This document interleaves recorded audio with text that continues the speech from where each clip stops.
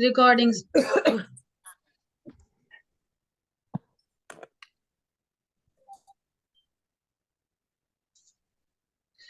नमस्कार आप सभी को। लम्हे जिंदगी में पुनः आप सभी का एक बार अपना स्वागत है।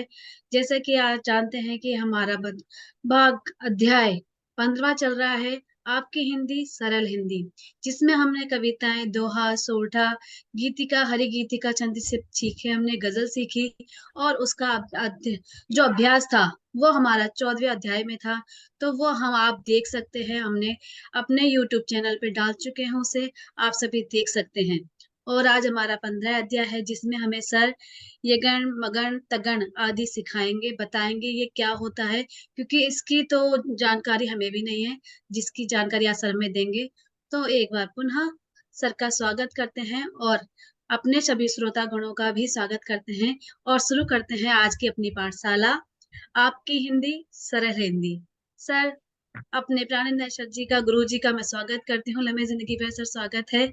एक बार पुनः आपको, आप अपने कीमती समय हमें देते हैं, सिखाते हैं, इसके लिए बहुत बहुत आभार है सर। नमस्कार सर। नमस्कार। नमस्कार नमस्ते आपको भी। सर। नमस्कार सुषमा जी और सभी श्रोताओं को, दर्शकों को नमस्कार। और हिंदी तो सरल है ही, सिर्फ इसमें थोड़ा सा निखार लाना है और उसके लिए थोड़ी सी मेहनत करनी। हम जो यहाँ पर बोलते हैं या कुछ कहते हैं बिल्कुल बेसिक है, इसलिए इसको भी ये मत समझिए कि बहुत ही बड़ी चीज है। ये बेसिक है, इसके बाद डिस्कशन किया जा सकता है जब हमारे कमेंट बॉक्स पे कुछ आएगा या कोई हमसे हमारे ग्रुप में आकर पूछ ले या अपना कोई सजेशन दे, ताकि हम भी इम्प्रूव कर सकें अपने को। मैं ये भी आशा करता हूँ। तो सभी लोग देखें और सीखें और समझें और सिखाएं। तो सीखने और सिखाने का ये प्रोग्राम है। और हम लोग डिस्कस कर रहे थे गण के बारे में। तो गण तो जैसे जी सर। छंद, छंद की शुरुआती दौर, छंद में जब हम मात्राओं का वजन लेते हैं, उनका भार लेते हैं, तो कोई अल्प होता है या कोई लघु होता है, कोई दीर्घ होता है। लघु और दीर्घ यही। और हम लोगों ने शुरू में ये कहा है कि जितना समय लगता है, अब हम कहें समय, अब इसमें जितना टाइम लगा समय, अब इसमें ज्यादा टाइम लगा, तो समय को ही बोलने में जो टाइम लगता है उसी टाइम को ही लघु और दीर्घ के हिसाब से हम कहते हैं। तो हिंदी में लघु और दीर्घ ये दो चीजें हैं। अब इन दो चीजों से तीन तीन का समूह बनता है। जब हम कोई शब्द लिखते हैं तो जिसमें जैसे मान लीजिए सितारा, सितारा में लघु है, दीर्घ है, दीर्घ है। इसका मतलब लघु दीर्घ दीर्घ। तो तीन मात्राओं का ये एक एक गण बन गया। गण माने समूह। ये तीन मात्राओं का ये एक गण बन गया, लघु दीर्घ दीर्घ। अब इस तरीके से लघु और दीर्घ के तीन के कितने हम समूह बना सकते हैं? सरल, लघु लघु लघु, ये हो गया। सराल, लघु दीर्घ लघु, ये हो गया। सराला, लघु दीर्घ दीर्घ। साराला, दीर्घ दीर्घ दीर्घ। इस तरीके से अब पहले को स्मॉल रख के दूसरे को लार्ज रख के इस तरह से करके हम जो बना सकते हैं, तो करीब करीब 8 इसमें से गण बनते हैं, 8 समूह बनते हैं। तो सर इससे कविता बनती है क्या, इस गणों से? हाँ, गण से कविता बनती। मैंने आपको मात्रा गिनने के लिए आप ये पता रहेंगे कि आपके मैं आपको उसमें लेकर के आपको दिखाता हूं। मैं एक शेयर कर रहा जी हूं सर। किस तरीके से कविताओं में वजन आता है। जैसे आप किसी भी चीज को बोलें कि ये जिंदगी की राहें, ये जिंदगी की राहें, अगर आप इसकी जगह बोले ये राहें जिंदगी की, तो फर्क आ जाता है, जी सर। क्योंकि वजन जो है बट गया। टोटल मिलाकर सेम हो सकता है लेकिन वजन बट गया। ये राहें जिंदगी की, ये राहें। अब ये राहें जब आपने कहा तो दीर्घ दीर्घ दीर्घ, दीर्घ दीर्घ दीर्घ की राहें ये जिंदगी। अब इस पे अगर आप करें तो बदल जाएगा। ये यहां पर जो तीन का गण होगा वो अलग होगा। तो जब कभी भी अच्छा। आप कोई चरण बनाए, कोई कविता बनाए, कुछ दोहा बनाए, तो आप ये देखें कि जो शब्द आपने रखे हैं वो शब्द उन गणों के हिसाब से आ रहे हैं कि नहीं आ रहे हैं। क्यों? अगर गण के हिसाब से आएंगे तो आप गाने में, लय में सर 7 easy बने है। हैं, मैं 7 ही बनते हैं। हाँ, मैं एक नहीं, 8 होंगे, 8 होंगे। पहला मैं बना पहला बना सरल, हाँ। दूसरा बना सराल, तीसरा बना सराला, हम्म चौथा बना सारल, फिर बना साराल, फिर बना साराला, फिर बना सरला। ये 7 बने, 8वां कौन सा होगा? नहीं, मैं आपको बताता हूँ। मैं आपके साथ शेयर करता हूँ एक स्क्रीन, उसमें से मैं बताता हूँ।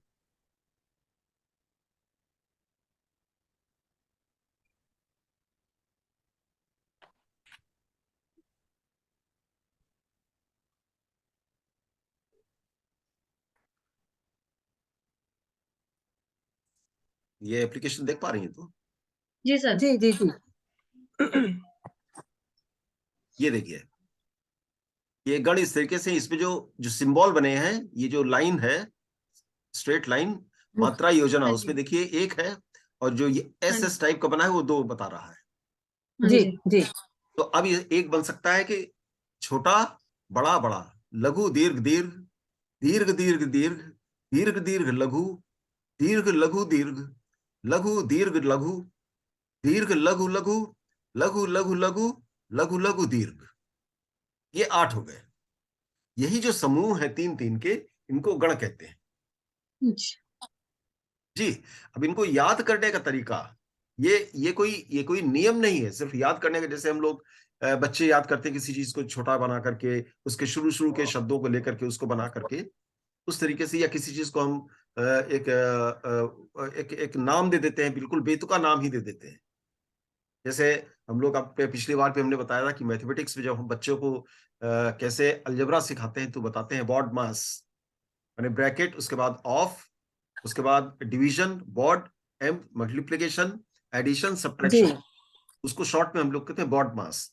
अब इसको याद करने का तरीका इस तरह कहा है, या माता, या माता राज भान सलगा। अब आप इसको अगर याद कर लेंगे कि यमाता राज, राज भान भाजन सलगा, उसमें से आपको पता चल जाएगा, या तो जहां य से स्टार्ट होता है माने यगण है। यगण मतलब हुआ एक स्मॉल और 2 बड़ा, एक लघु, 2 दीर्घ। ये सारा, सराला, जिसे सराला अगर कहेंगे। विमाता, कुमाता, कुमाता, जैसे कहते हैं ना कि सुत होत माता होत न कुमाता, माता होत न जी। कुमाता। तो माता का भी कुमाता, कुमाता का जो वर्ड है उसको आप यगण में मानेंगे। एक होता है मग, उसके चूंकि या के बाद मां आ रहा है तो मगण हो गया। अब मगण का जो आप देखिए बोलने का, मा तारा, 3 दीर्घ हो गए, सारा ला, सर। गा गा गा, गा गा गा। और पहला वाला तीन जो था दीर्घ। यगण था वो ल गा गा। तो लघु यगण, दीर्घ दीर्घ। हाँ, लघु दीर्घ दीर्घ, इसमें दीर्घ दीर्घ दीर्घ, तो ये मगण कहलाएगा। फिर यमाता, ताराज, ताराज, ये तगड़ हो गया, गा गा ला। तो ये सिर्फ याद करने का तरीका है और कुछ नहीं, इसमें कुछ ऐसा कुछ नहीं कि कोई बहुत पेंच वाली चीज है या कोई बहुत ही मुश्किल वाली चीज है। ये याद करने का तरीका जैसे बच्चे याद करते हैं वैसे ही, इसका कहीं पर भी कविता के में यूज नहीं होता। लेकिन ये अगर दिमाग में रहे कि ये कौन सा गण है, या हम गा गा गा, इसी को सरल करने के लिए, इसी को सरल करने के लिए आपके इसमें हिमांशु जी भी अक्सर कहते हैं, जो दिखाते हैं वो, ला को स्मॉल करके और गा को बड़ा करके, उनके कॉम्बिनेशन, कहते हैं ना कि विधाता छंद है, या ये छंद है, या ये गा ला ला ला गा ला ला ला का है, या ये लगा गा गा लगा गा गा लगा गा गा लगा गा गा, ये छंद में है। तो वो जो छंद होते हैं उन्हीं को, जो लघु होते हैं, दीर्घ होते हैं, उन्हीं को, क्योंकि हिंदी में 3-3 का ही गण या समूह लिया गया है, इसलिए एक स्मॉल, 2 दीर्घ, 3 दीर्घ, 2 दीर्घ, एक स्मॉल, इस तरीके से करते करते आप जो गण बना रही हैं, आपने सुषमा जी कहा कि 7 बन रहे हैं, देखिए अगर आप इसमें तो ठीक से 8 बनते हैं। हाँ, मेरा वो रह गया था, 2 1 2 रह गया था। जी, तो ये 8 बनते हैं। इन 8, जी ये 8 आपके बेस होते हैं, आधार होते हैं। इनके आधार पर कविताओं में जो शब्द लिखे जाते हैं उनको, या तो यगण में कोई शब्द है, या 2 शब्द मिलकर के यगण मगण हो गया, कहीं यगण मगण। तो गण इसलिए कहते हैं कि ताकि हमको याद रहे कि भाई ये वाला है। लेकिन ये जो पूरा एक सिस्टम से याद करते हैं, यमाता, इससे हमको पूरा पता चले। जैसे हम ता कहेंगे तो हमको याद आएगा, अच्छा यमाता राज, ताराज, ताराज, इसका माने 2 2 1 यहाँ पर है। वो सिर्फ जी। याद करने का तरीका है और कुछ नहीं है। तो इसमें ऐसा कोई विशेष नहीं है कि हमको इस पर कुछ एप्लीकेशन इसका करना है। ये हमारे याद करने का तरीका है कि किस तरीके से जो छंदों का वजन होता है, मात्रा जो होती है, उसको हम किस तरीके से 3-3 के समूह में रख सकते हैं। तो आप सर एक देखेंगे। प्रश्न पूछ सकती हूँ इसमें? जी बोलिए। इसमें मेरे को आपसे बस ये दो प्रश्न पूछने हैं। जी पहला तो ये है कि जो हमने गण के नाम दिए, य गण, म गण, त गण, र गण, ज गण, भ गण, श गण, न गण और स गण, क्या हमें यही नाम देने जरूरी होते हैं? नहीं, ऐसा जरूरी नहीं है। हमको हर चीज को सिंप्लीफाई करना है। ये सिर्फ याद करने के लिए कि ये या वाला गण है, या का गण है, या वाला और समूह है, या समूह है, इसका और मतलब इस। दूसरा हाँ, दूसरा जो हमने यमाता, मातारा, ये केवल मात्राओं के लिए लिखे हैं ये हमने। सिर्फ मात्राओं के लिए लिखे हैं, सिर्फ मात्राओं के लिए लिखे हैं। जैसे आपको याद होगा एक गजल में ही जब हमने शुरू में पहली मात्रा रखा था मुफाइलिन या कुछ इस तरह से था, उसकी जगह ये किसी ने सजेस्ट किया कि हम ये क्यों रखें, हम रखें क्षमा छम जी हाँ छम, जी, क्षमा आपने छम छम। गजल में बताया था ये। जी, क्षमा छम छम, वो हमारे लिए इजी हो गया।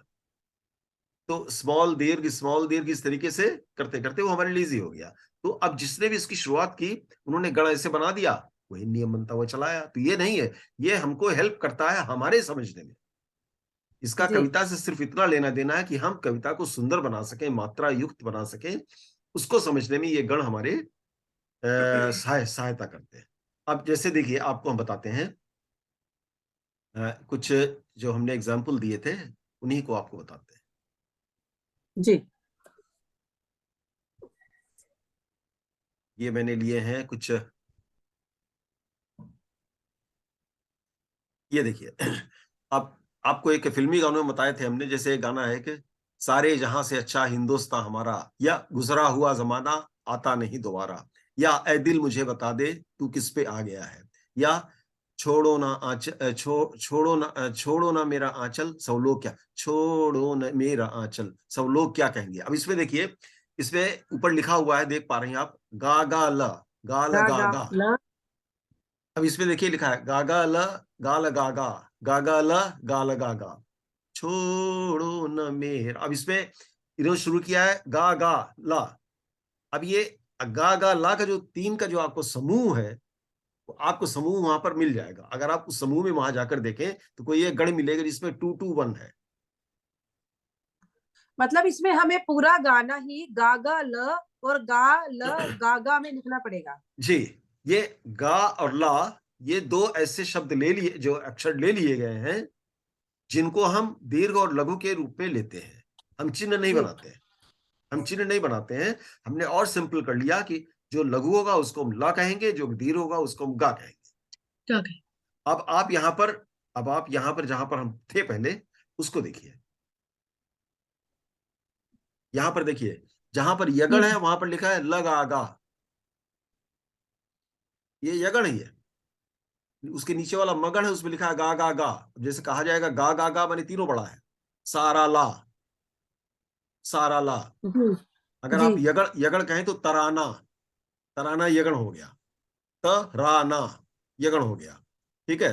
अब आप तगड़ कहें तो गा गा ला, सारा ला।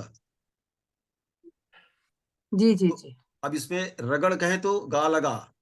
तो सिर्फ ये याद गण जो है, याद करने का तरीका है अपना एक इजी करने का। लेकिन अगर आप कम्बिनेशन में बता सकते हैं, ठीक है भाई ये लगा गा है या ये गा ला ला है, तो ठीक है, कोई फर्क नहीं पड़ता।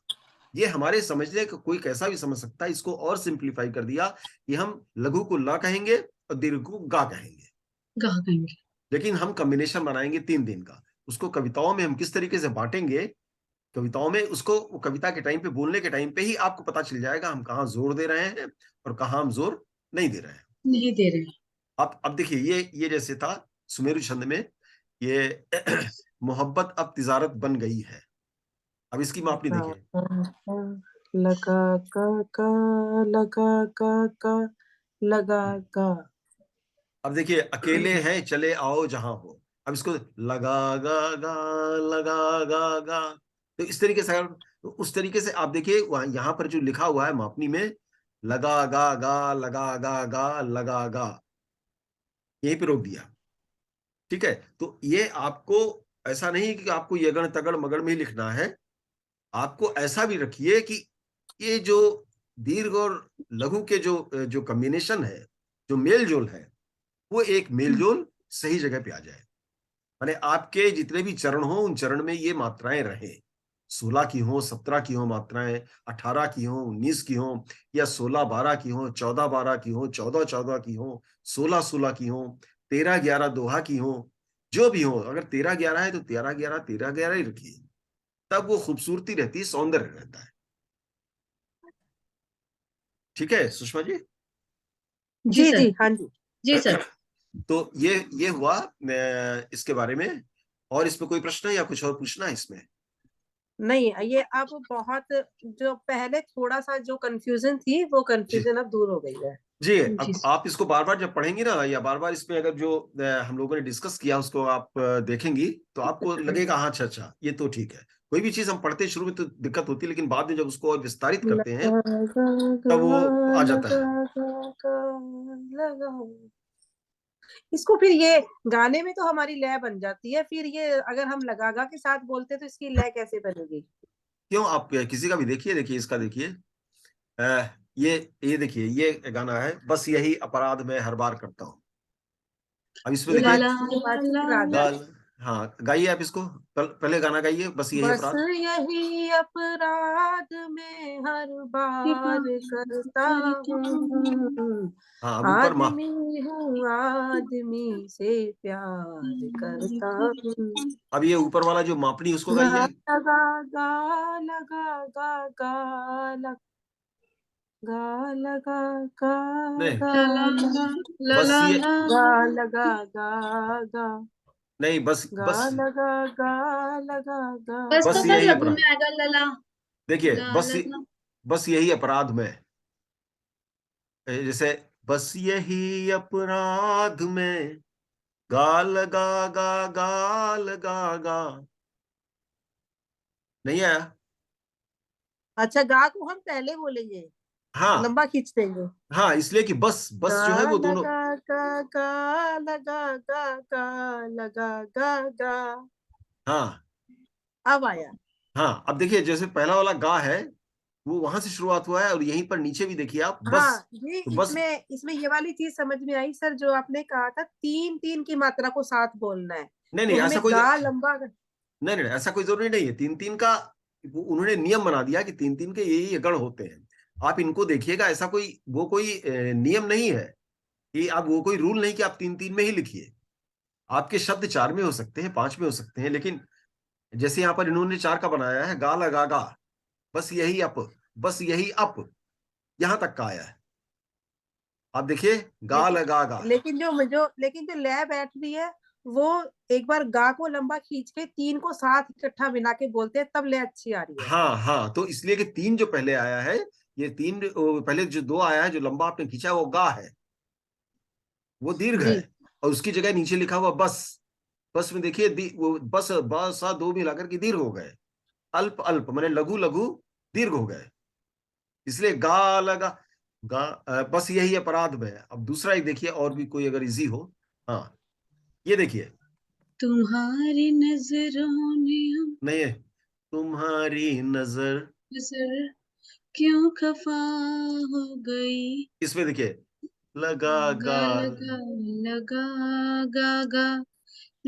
सर यहाँ पे फिर गाएगा लगा गा हम्म हाँ, अच्छा, इससे देखिए, बदन पे हम्म। के सितारे, सितारे लगा लपेटे गा हुए। लगा गा, गा गा गा। लगा गा लगा गा, लगा गा लगा। गा गा गा। इस दिखाई दे यूं। गा गा गा गा गा। ना, लगा गा, लगा गा लगा। लगा गा लगा लगा गा लगा गा हाँ। लगा गा लगा गा लगा गा लगा। हम्म, ये इस तरीके से, ये इन्हीं शब्दों को, इन्हीं जो जो मात्राएं हैं, उनको उस तरीके से वजन करते हैं। और भी देखिए, हाँ, और इसमें होगा आगे भी। अब ये देखिए, ये है, अ, जिंदगी की न टूटे लड़ी, या जिंदगी प्यार का गीत है।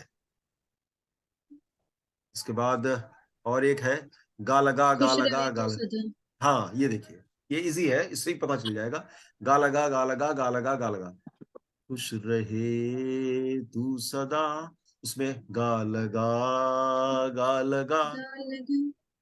गालेगा और उस गालेगा गालेगा। कर चले हम फिदा, उसमें भी वही सेम आएगा, तुम मगर गा लगा। तो वहां गा पर लगा गा लगा गा लगा गा लगा गा लगा गा लगा। ठीक है। जी। या और कहीं पर कोई दिक्कत? क्योंकि हमको इसको गा और ला में ही हर कविता को लाना है। टोटल हमको ये देखना है कि उनकी जो मात्राएं हैं कुल मिलाकर के बराबर रहे, चरण जो है जैसा चाहते हैं हम, जो धुन देना चाहते हैं उस धुन में रहे, ऐसा ना हो कि धुन से बाहर निकल दिक्कत की जाए। बात तो ये है सर, इसको अभी हम अभ्यास में लेकर आएंगे। जब हाँ। तक हम इसे एक बार हम अपने आप से पढ़ेंगे नहीं, और उसके बाद हम इसके ऊपर कुछ इसको खुद अपने आप से गा कर देखें, या फिर जो ये गाना है इसको इसी के हिसाब से गाएंगे, अपने कुछ शब्द इसके हिसाब से बनाएंगे, जी तभी हमें कुछ इसका पता हो पाएगा कि इसमें हमें दिक्कत आ रही है या हमसे हो पा रहा है। जी जी जी। तो ये है।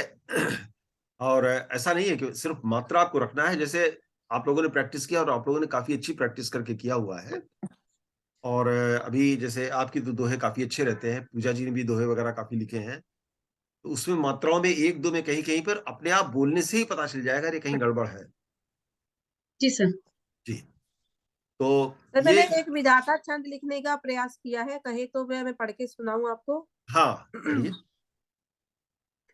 उसी का ये जमाना है, जिसे न डर जमाने का, हम्म खिले रह कर हंसाना तो सदा ही काम है उसका।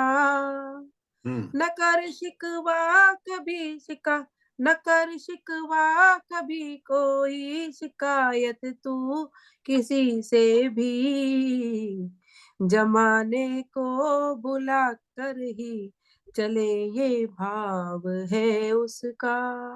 हाँ। इसमें आप देखिए मात्राएं आपकी जो है बिल्कुल बैलेंस्ड है, इसलिए आप इसको उसी तरीके से गा पाइए। जी। ठीक है। तो इस तरीके से होता वही है ये जैसे। लगा गा, हाँ ये लगा आप, गा से चली है। हाँ ये 14-14 का शायद है। हाँ, तो सर मेरा तो 28 दो महीने मात्रा से से है पूरा बंद है। नहीं, आपका तो जी, है कि 28 आपको, मात्रा का है ये।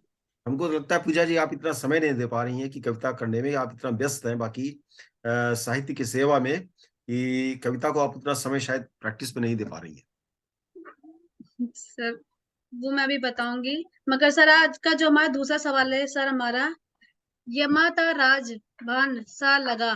सर ये हम्म क्या चीज है सर? काफी बड़ा वर्ड भी है, क्या है ये सर? ये से क्या कहते हैं सर? और इसका क्या संबंध है हमारी कविताओं से सर? नहीं इसका देखिए, ये जो पहले शुरू में ही बताया हमने, ये सिर्फ याद करने का तरीका है। अच्छा। हाँ ये और कुछ नहीं, ये सिर्फ याद करने का तरीका है, हमको कैसे याद करना है। आप उसको नहीं भी याद कर सकती, आप उसको लगा गा लगा गा या इसा गा गा या ला इस तरह से भी याद कर लीजिए। ये सिर्फ याद करने का तरीका। यह माता जहां पर कहा है, तो न माँ कोई चीज है, न ता कोई चीज है, न या कोई चीज है, हमने सिर्फ याद करने के लिए उसको रख दिया है, यह छोटा है और माता। तो वो हो जी जाएगा कि लघु दीर्घ दीर्घ। अब आप इसको लगा अच्छा। गा भी कह सकती हैं, लगागा भी कह सकती हैं, लेकिन पूरा जो आठों को एक साथ जुड़ने के लिए इससे एक नाम दे दिया है, यह माता राज सलभान। आठों को जो यह, तो इसके माने यह माता अगर आप कहेंगी तो ए लघु दीर्घ दीर्घ, माता रा दीर्घ दीर्घ दीर्घ, ताराज दीर्घ दीर्घ लघु। सिर्फ ये याद अच्छा, करने का तरीका है यानी कि सिर्फ। याद करने का संबंध है इसका हाँ हमारे, हाँ। जो और हम इस, इसको अपनी मात्रा गणना को याद कर सकें। जी जी। तो सर तो जो कविता में रस का महत्व होता है, महत्व क्या है सर? हाँ, रस क्योंकि वैसे देखिए। तो सर हमें जैसे जो आपने आगे बताया था कविता में, क्योंकि जस्ट जिस कविता में रस नहीं है, हम उसे बता ही नहीं सकते, ना गा सकते हैं कि हाँ, आखिर वो किस संबंध में गाई जा रही है। देखिए एक चीज फिर भी आप सर एक बार पुनः आप बताएं हमें। तो रस एक ऐसी चीज है जो कविता की आत्मा है या जान है। जी जी। कविता में और गद्य में ये सिर्फ यही, पद्य और गद्य में यही फर्क होता है कि पद्य में हम एक दूसरे की आत्मा को आनंदित करते हैं, छूते हैं। गद्य में हम जी सिर्फ सर। बताते हैं। हम जब आपसे बात करते हैं, उनसे बात करते हैं, इनसे बात करते हैं, तो सिर्फ एक अपनी बात बताते हैं, साधारण बात।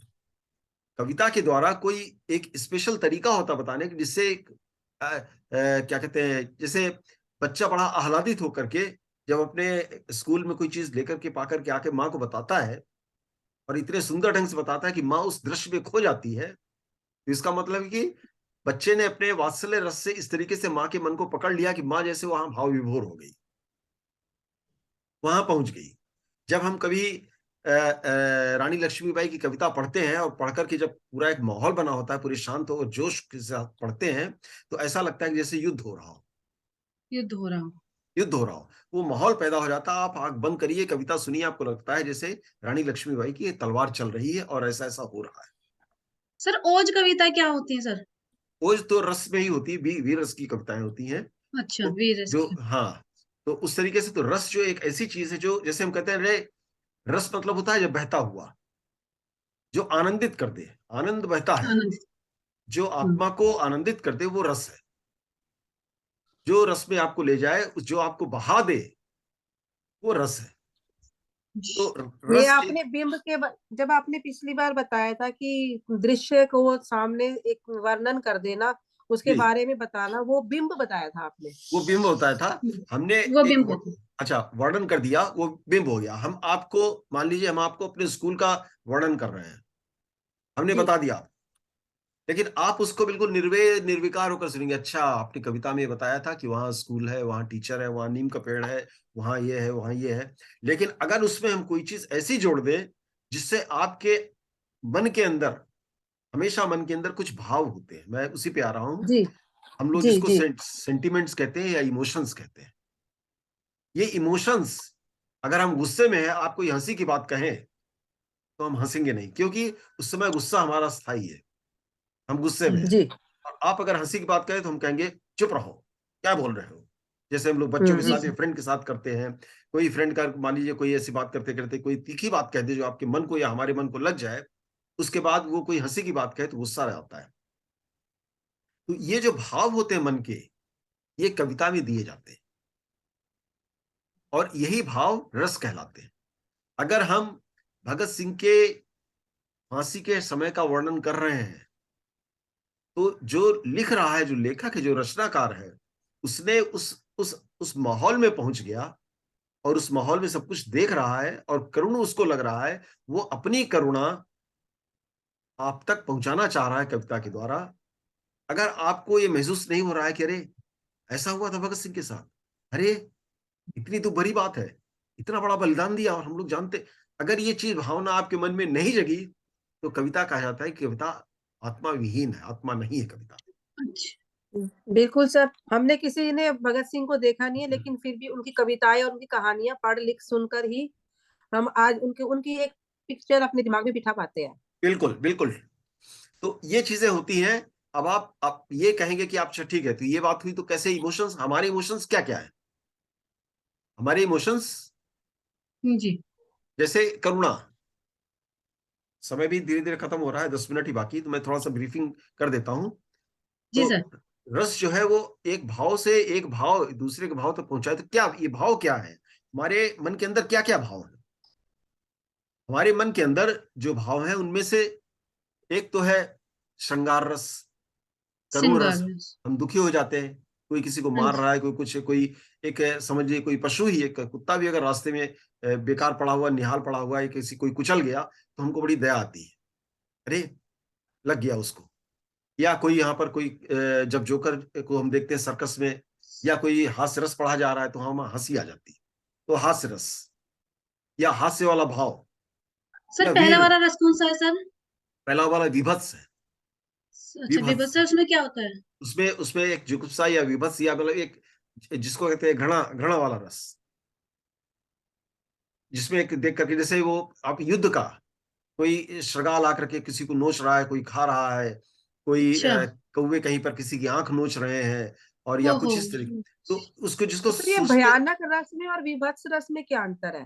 देखिए भयानक रस में हो गया कृष्ण का मुख, हो गए क्रोधित कृष्ण, हो गया विस्फारित नयन उनके, चढ़ पड़ के वो बोलने लगे, एक आवाज सी गूंज उठी, तो ये भयानक, मैंने कृष्ण का रूप भयानक हो गया। आप जब काली, मैं रक्त पिपासा काली की, मैं अच्छा, लोहित, अब जब आप ये भयानक रूप, जैसे कृष्ण जिसे के रुद्र रूप, रूप रख लेते हैं शंकर जी। नहीं रुद्र रूप दूसरा हो गया, वो रौद्र हो गया। अच्छा, भयानक मतलब जिसको देख करके डर लगे, जैसे डर गीता लगे। में अर्जुन जो है उनके रूप को देख करके डर गए थे, डर गए थे, हाँ जी, हाँ कृष्ण के जी। रूप को, कहा कि नहीं नहीं, तभी उन्होंने शुरू कर दिया कि नहीं, हम प्रार्थना करते हैं आप अपने चतुर्भुज रूप में आइए। मेरे सखाई बन जाइए वापस। हाँ, तो वो भयानक, मैंने ऐसा देखकर इसको डर जाए, हम्म, तो डर का माहौल जहां पर पैदा हो जाए, वहां पर वो भयानक रस जी। होता है। विभत्स रस माने घृणा वाला, श्रृंगार रस, हाँ जी। श्रृंगार सबसे ज्यादा, श्रृंगार रस जो है रसों का राजा माना जाता है, राजा माना जाता है, रसराज कहते हैं इसको। और इसमें जी, संयोग और वियोग दो होते हैं। दो। संयोग माने मिलन का जहां पर है, और वियोग जहां मिलन नहीं, जहां पर या बिछड़न है। वियोग भी। और करुण रस, करुण रस जहां पर दया आ जाए, माँ, माँ के ऊपर भी आ जाती कविताएं। कभी कभी कोई चित्र देख करके आह क्या हो रहा है। हाँ। तो हास्य रस, हास्य रस से तो सभी वाकिफ हैं। वीर हाँ रस, जी। ऐसी कविताएं जो आपके अंदर वीरता भर दे। वीरता बढ़ दे। जी, जैसे वो खूब लड़ी मर्दानी, वो तो झांसी वाली, वो गया झांसी गया, वाली। वो गया गया, वो ठहर गया, वो अरिमस्तक पर गया गया। तो क्या हम्म। कहते हैं, वो चेतक वाली, चेतक की जो कविता है, जी वो सर। वीर रस की। रौद्र रस जो गुस्से में है, भयानक है, जो ओज है।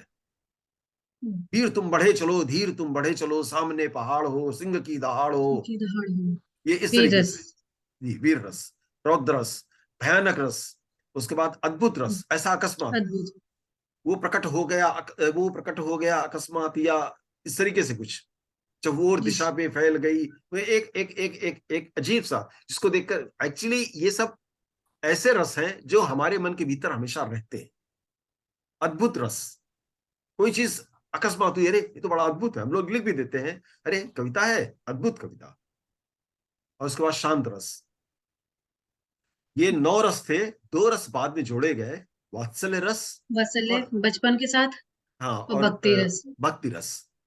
तो भक्ति रस को भी लोग जोड़ नहीं रहे थे, कह रहे थे ये निर्वेद का ही है, वो हम बताएंगे बाद में। ये इस तरीके से 9 नहीं लेकिन 11 रस मान लिए गए हैं, जो हमारे मन के भीतर हमेशा रहते हैं। तो ये जो हमेशा रहते हैं रस, जो भाव हमेशा हमारे मन के भीतर रहते हैं, वो कहलाते हैं स्थायी भाव। स्थायी भाव, हमेशा रहने वाले, तो ये देखो स्थायी रस। इन दो रसों को अलग कर रहे हैं, और सबसे ज्यादा तो यही रस हमारी हर एक चीज में विद्यमान होते हैं।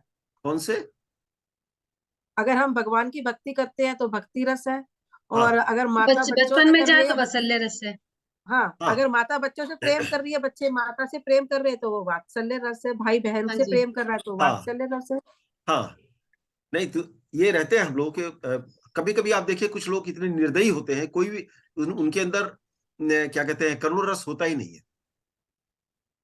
जैसे आप पुराने जमाने में देखिए, अशोक, अशोक का, हम्म, सम्राट अशोक, सम्राट को अशोक ने कितने नरसंहार किए, कितना मारा, लेकिन जब वो कलिंगा में जाकर ये कुत्ते की हालत घायल देख करके और लोगों को मरा देख करके, तो उसके अंदर सोया हुआ, बरसों से सालों से सोया हुआ करुण रस जाग उठा। यानी ये क्या कर दिया हमने। तो इस रस हमेशा सबके अंदर रहते हैं। कुछ लोग हमेशा कोई किसी बात पे डरते ही नहीं है, किसी बात, न भूत से न प्रेत से। तो इस तरह से रस वगैरह जो है हावी हो जाते हैं, कम हो जाते हैं, ज्यादा होते हैं, लेकिन ये स्थायी रस हर एक मनुष्य के अंदर में रहते हैं। और अंदर इन्हीं होते हैं। इन्हीं रसों को लेकर के कवि अपनी कविताएं लिख करके अपनी दूसरों कविता पर की रचना करता है। रचना करता है, दूसरों को उससे टच कराता है। जी सर। अब ये एक इनका था, जो चांद वाला था ना, सिलवा दे मां मुझे उनका मोटा एक झिंगोला, झिंझोला। सनसन करती हवा रात भर जाड़े में डरता हूँ, तो मैं ठिठुर ठिठुर कर किसी तरह से यात्रा पूरी करता हूँ। बच्चा किस तरह से मां से कह रहा है, हाँ तो जी। वहां पर वात्सल्य रस। अब भगवान का वात्सल्य देखिए, रस। वहां पर भगवान का देखिए, अब भक्ति रस को क्यों अलग माना गया था, क्यों इसको नहीं जोड़ा गया था, क्योंकि ये कभी कभी श्रृंगार में आ जाता है। कबीर ने कहा अच्छा। कि राम मोर पियो मैं राम की बहुरिया। मैं, आप देखिए बहुत सारे सूफी जो ये गीत गजल वगैरह हैं, वो श्रृंगार रस में लिखी, वो परमात्मा को पिया मानते हैं और खुद को बहू मानते हैं। माफी जी चाहूंगी जी। सर, बहुत समय बुला रहा है हमें, अपनी हाँ ओर खींच रहा है। जी, अभी हाँ 3.5 मिनट ही बचे हुए हैं, तो इसके बाद ये समझ लीजिए कि स्थायी भाव है, और स्थायी भाव के हिसाब से इनके बाद में और डिस्कस करेंगे, अगले उसमें जाएंगे। और जी मैं सर। फिर और कुछ पूछना हो, 3 मिनट का समय है, मैं सुषमा जी से कहूंगा कि बस इसको समापन करें, और रस को रस की जगह छोड़ दें, ये बेहतर है, फिर अगले एपिसोड में इसको डिस्कस एपिसोड करें। में लेंगे। जी